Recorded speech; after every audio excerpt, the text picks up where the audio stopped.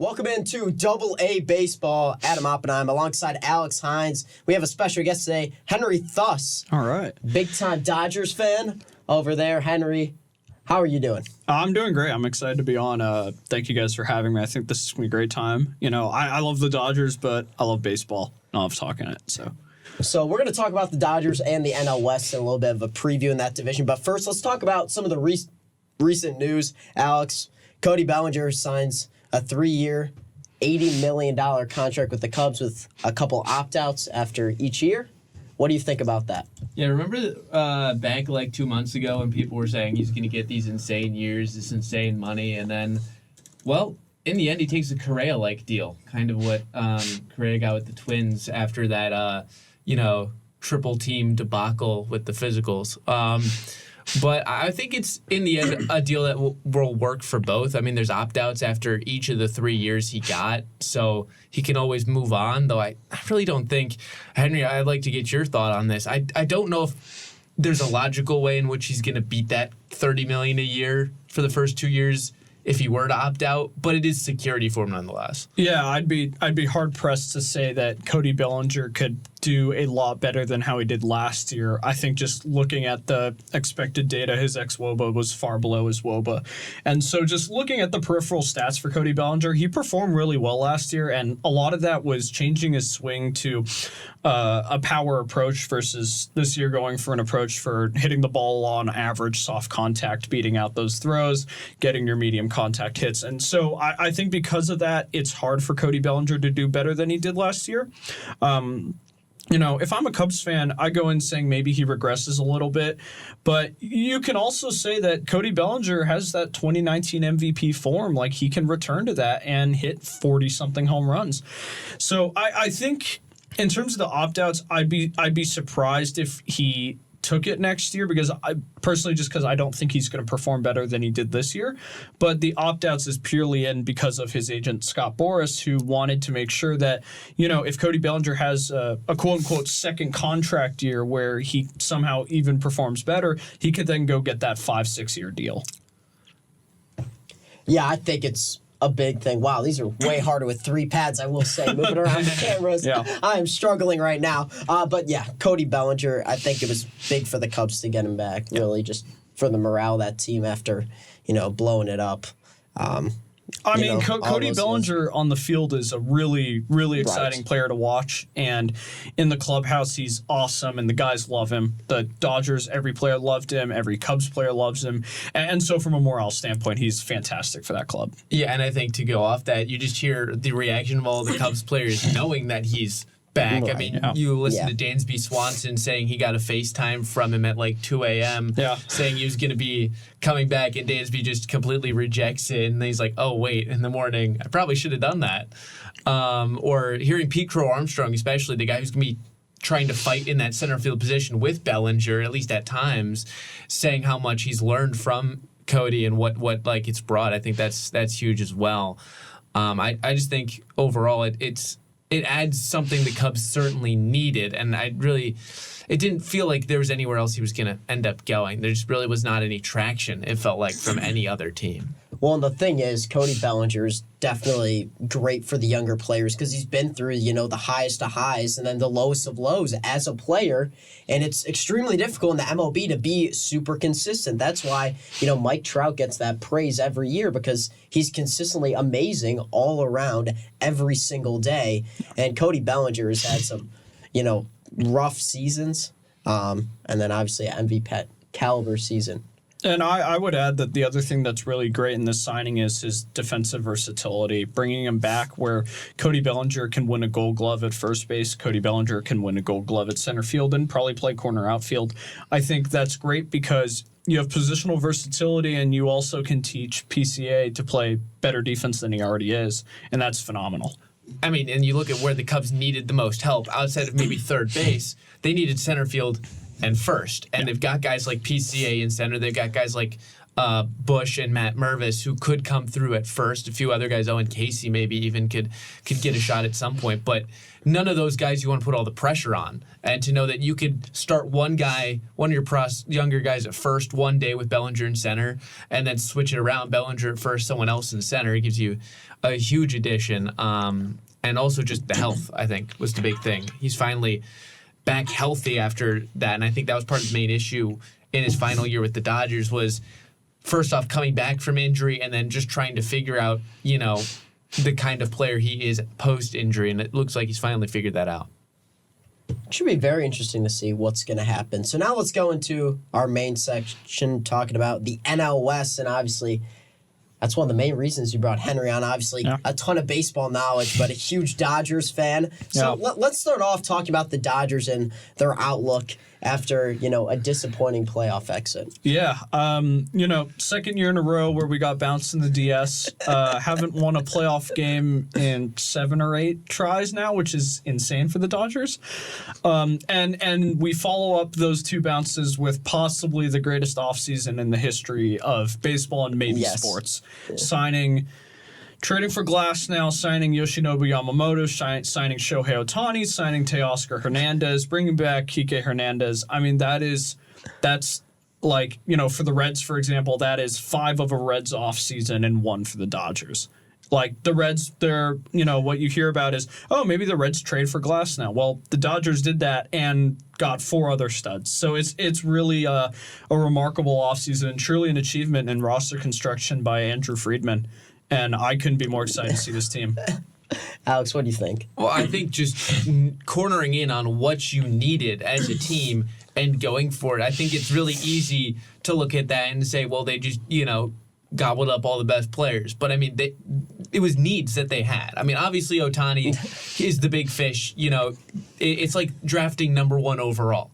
You take the best guy available when you can afford to get the best guy available. It's a number 1 overall pick, generational talent, though, because you already know what he's going to do. Yeah. Precisely. And then outside of that, I mean, you needed starting pitching. You've got the money. Bring in Yamamoto, who surely is going to be as good, if not better than the hype, I think, coming over from Japan. But also, I think what was interesting to me, getting Glass now, when you needed pitching help, knowing the injuries that staff has, a guy who has his own injury questions, but... And that's including Ohtani, too, right. Who's not going to pitch this year. Exactly. And then you bring in, I think the biggest things for me was Kike Hernandez is a guy who can platoon in that outfield spot where Hayward is also slotted. Yep. And bringing in Teoscar when the corner outfield was such a big question, that's a huge right-handed bat. So it's a perfect offseason in terms of finding what you needed and filling that position really well, I think, too. Yeah, I would fully agree. And one thing I think a lot of people forget is the Dodgers, while, we got swept in the DS this year, I think,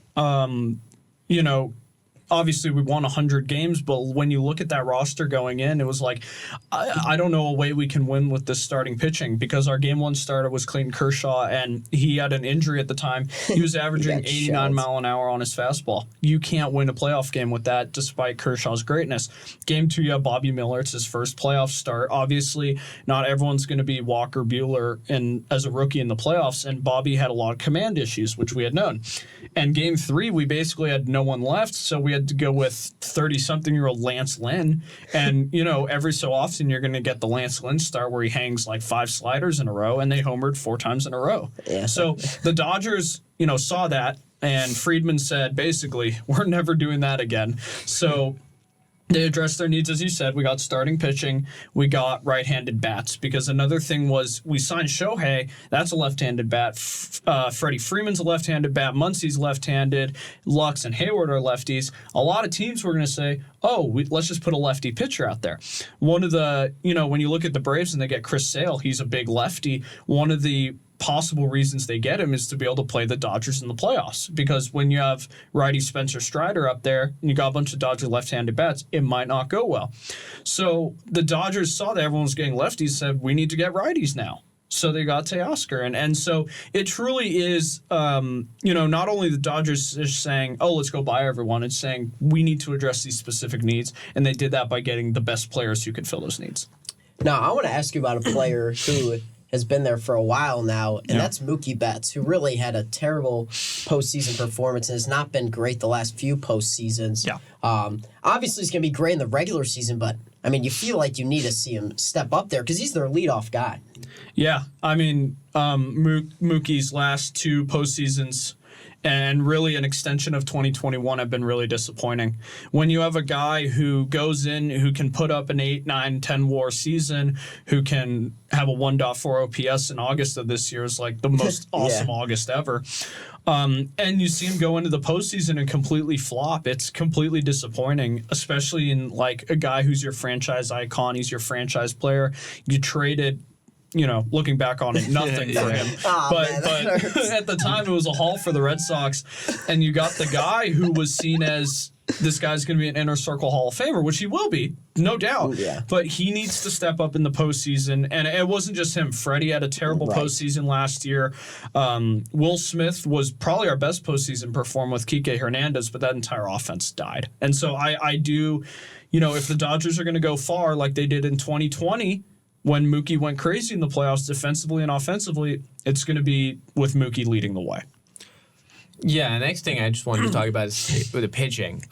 Beyond the main guys, there's a lot of injuries, as we alluded to. But the youth is kind of the interesting thing about the Dodgers pitching. It's you churn out, young pitchers every year, and it's always someone that's interesting. I mean, it went from like Dustin May and Buehler, and now you get the new era, I guess. Bobby Miller, Emmett Sheehan, even like Grove and let me find the last one who got some time last year, Grove and Stone. Yeah. I mean, how do you see that going? Because they've all gotten experience now, but I mean, that's going to be a load that they're going to have to carry at least into the middle of the season, presumably. Yeah, so Bobby Miller, who in Double-A last year was not very good, but his stuff is insane. Came up and gave us 120 innings, like 3.74 ERA, I think. He was unbelievable for us, especially when our pitching staff was injured. For him to come up so young and to do what he did was awesome. And I expect him this year to throw a full season of 160, 170 innings. It's going to be a question of whether his command can improve. And then you look at a guy like Emmett Sheehan. He came up, gave us innings, was good at times. His stuff looked great. I think Emmett Sheehan is going to regress. I think there's some underlying metrics, especially his FIP that's in the high 4s, that say Emmett Sheehan is going to regress a little bit. Now, he will give us innings, whether it be spot starts or out of the bullpen. He will be a big contributor to this team. In terms of Michael Grove, the way I look at him is I think Michael Grove is a good option out of the bullpen. We used him way out of the bullpen last year, late in the season, and he had some good innings. And then Gavin Stone, obviously, has had a phenomenal minor league career. He's just struggled coming up. So Gavin Stone, I think, is the real question mark for this pitching staff.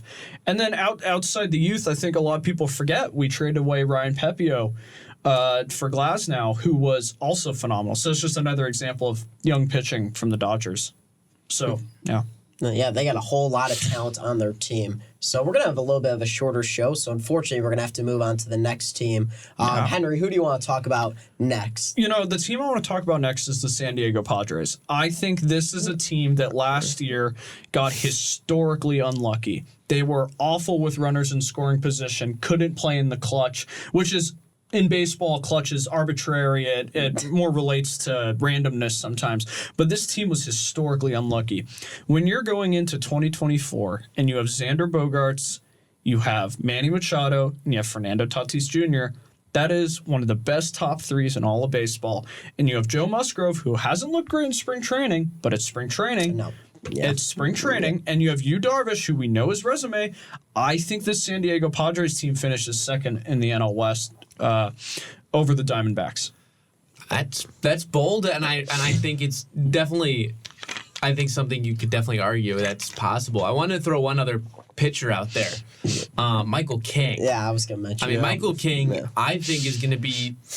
I think you could argue he's going to have the best ERA of the three by the end of the season. In my opinion, he's got that stuff. His stuff is disgusting. And so I just think that's a good top 3 rotation. I think the question is during the regular season how they lengthen it to 5 starters. But certainly when you're talking about late season, you need guys to get you wins down the stretch, I mean, that top three is going to do a lot of the heavy lifting for sure. Yeah, I think Michael King is a fantastic addition to the Padres. Obviously, they had to trade away Juan Soto, which was the right decision. He's in a contract year. Get something back for him. I think Michael King, he's the typical Yankees guy, sinker-sweeper type of guy. That's what you're going to find in most of the bullpen. Both of them are two of the best pitches of their category in baseball. And when you take that and you stretch them out across, 160, 170 innings, I think you're going to get really good results out of him.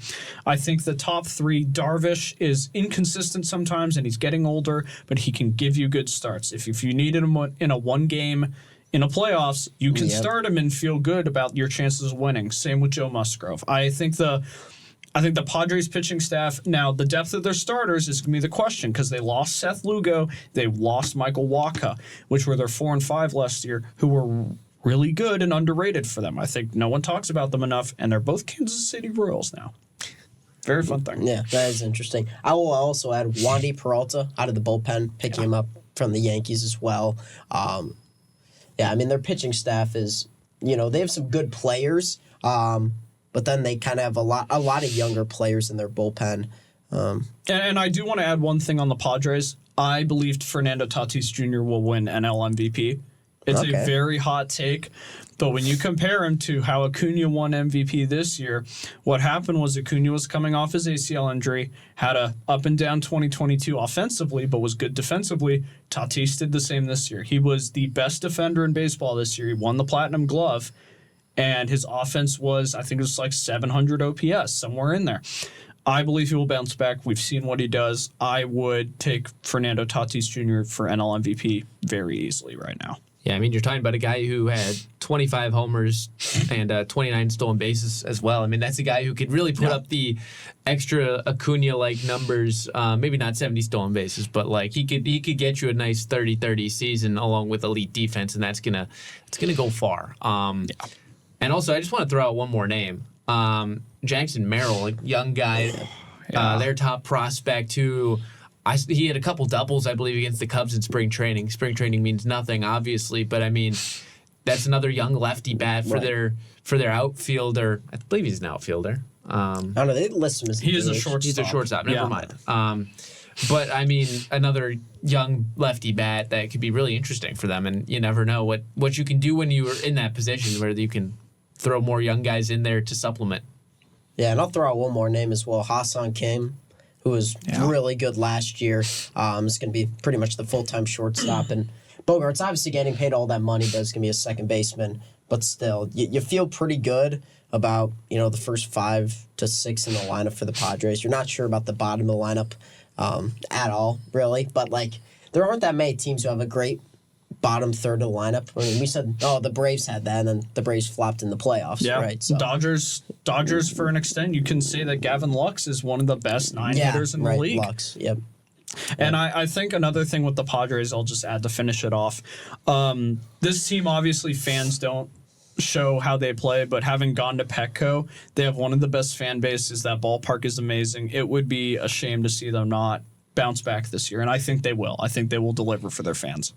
Oh, we'll see what happens there in San Diego. Let's move over to the Diamondbacks. Now, remember, this team made the World Series last year. Shockingly.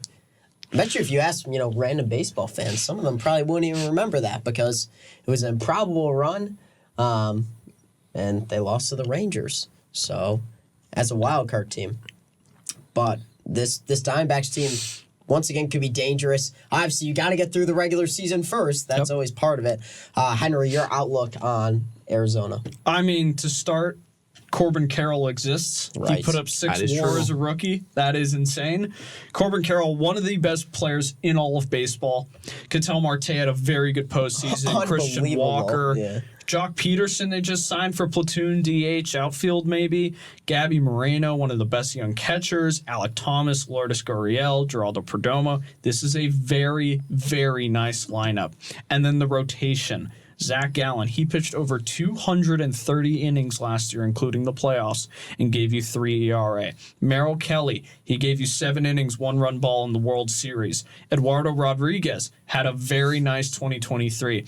Looking at it, and Brandon Pfaadt, let's not forget. Oh, my stud. Pride of Bellarmine. Absolute stud. Yeah. My take with this Diamondbacks team is I think while the lineup looks very nice, I think we only saw them get hot in the postseason. They got in, which is what counts. You get in the postseason, anything can happen. But I have trouble picking this team to get second place in the NL West till I see them do it over a full 162.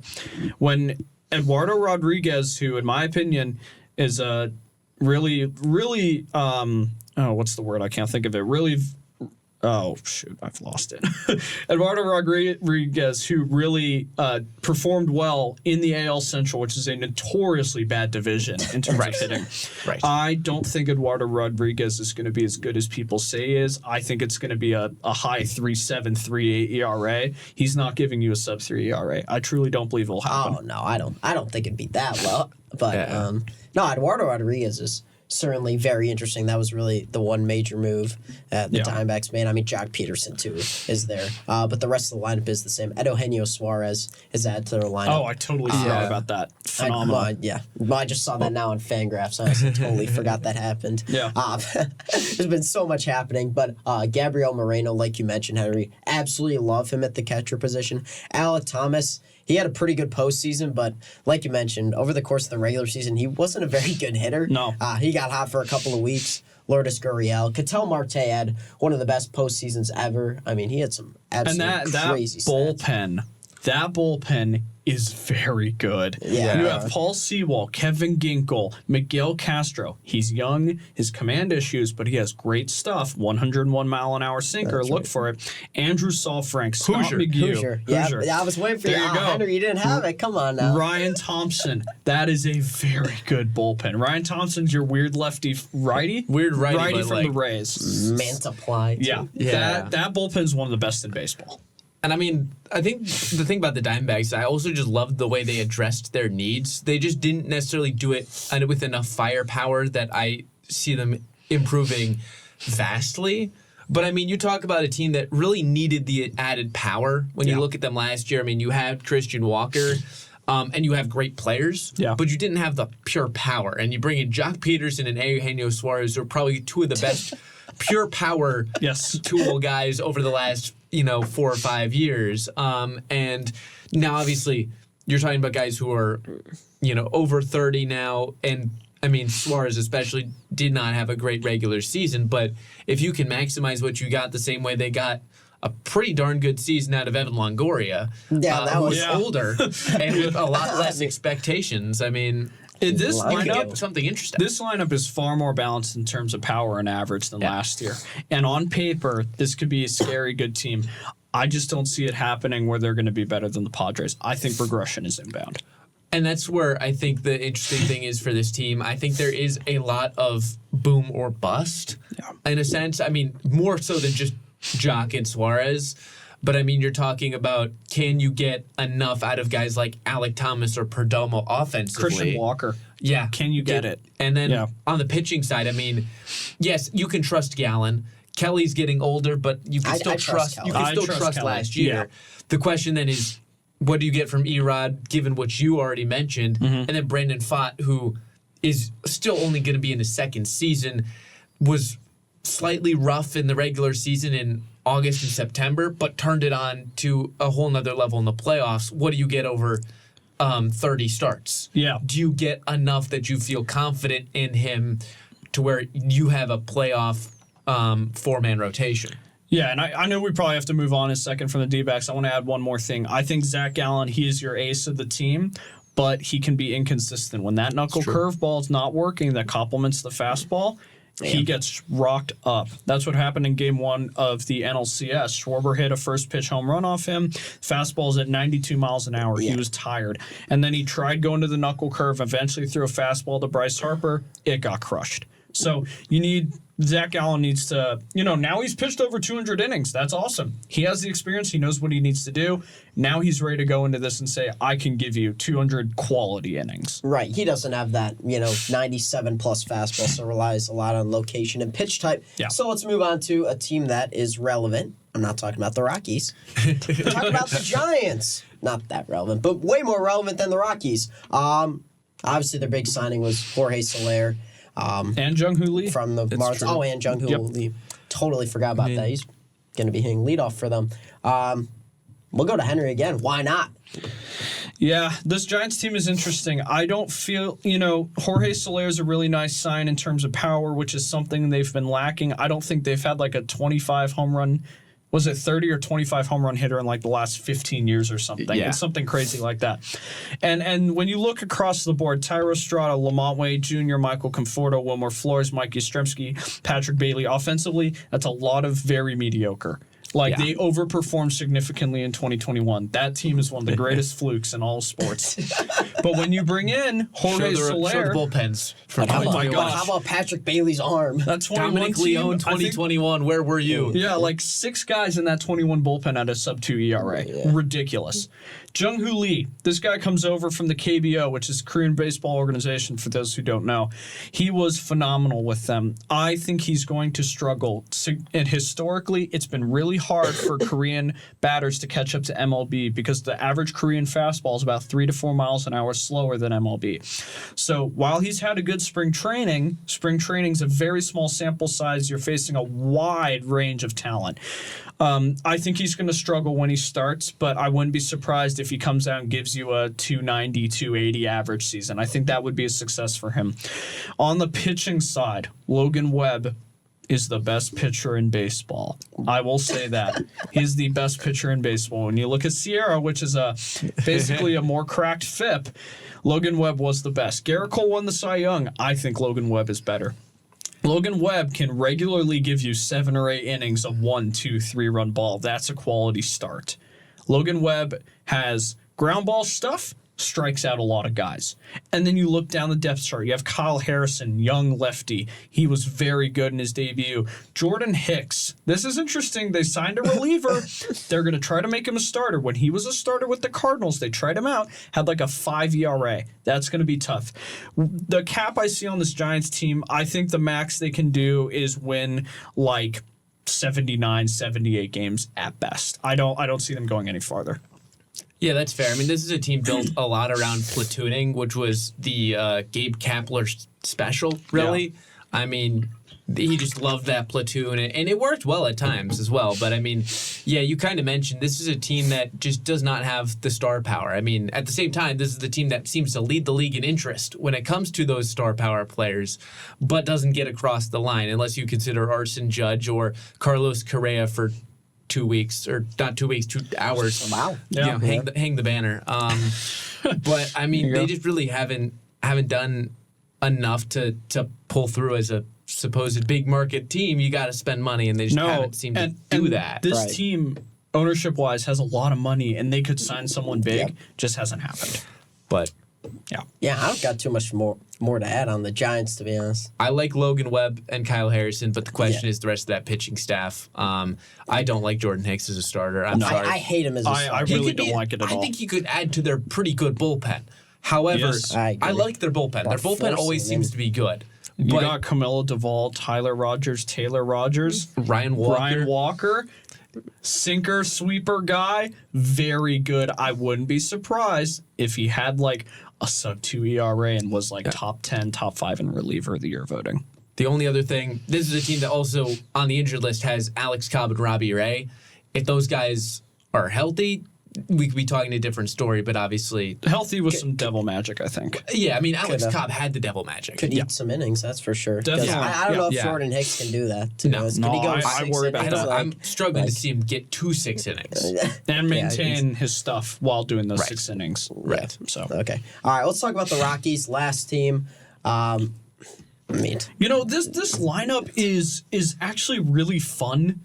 Where you have a veteran, Charlie Blackmon, who is obviously a Coors merchant. You have Chris Bryant, former Cub, who won an MVP with the Cubs, has not played more than like 130 games with the Rockies or something. Nolan Jones, one of the best young outfielders in baseball. This guy is a stud. He is so good defensively. He has one of the fastest throwing arms, some of the best accuracy. The baseball savant is beautiful defensively for him. Brendan Rodgers, solid. Ryan McMahon, good. Elias Diaz, that is your 2023 All-Star Game MVP catcher. and Ezekiel Tovar, who could, possibly be the next shortstop of the Rockies. This lineup is fun. This pitching is awful. Yeah, that's about the Rockies story, isn't it? Yeah. The pitching staff never being that good. Nolan Jones, 30 home run season maybe in Coors Field. I mean, he only played 106 in games and he had 20 homers. Yeah. I mean, I love that guy. I also love Brenton Doyle defensively in center field. I mean, they have a great defensive team. Yeah. But this team is just not going to save as many runs as they're going to give up. No, and this pitching is awful. No, it's just not it. Don't take them on your fantasy team. They got to be last. Do not. Kyle Freeland, he had one fluke year in 2018. Cal Quantrill, I don't know what you do with that. Gomber, don't know what you do with that. The bullpen's terrible. I think the Rockies in general are one of the worst run organizations in baseball, and we've completely forgotten about that because of the Angels the last 3 years. True. So that's what I would say. I don't have much on them. All right, Alex, last thing. Well, last thing, now that we've done this, Henry, I just want to ask you one thing. Yeah. Bold takes. I want one for the division and just your bold take overall, which I already know you've told me this one before. Yeah, my hot take that a lot of people are not seeing is that Fernando Tatis will win MVP. I truly believe he will, and I don't think it will be close either. I think he's going to blow out everyone else. My bold take in general is the Orioles will win under 90 games. That pitching staff is too injured to start the season. I know you got Corbin Burns, but that pitching staff is rough. The Yankees are a lot better. The Rays find a way to make the playoffs. Orioles will win under 90 games. Book it.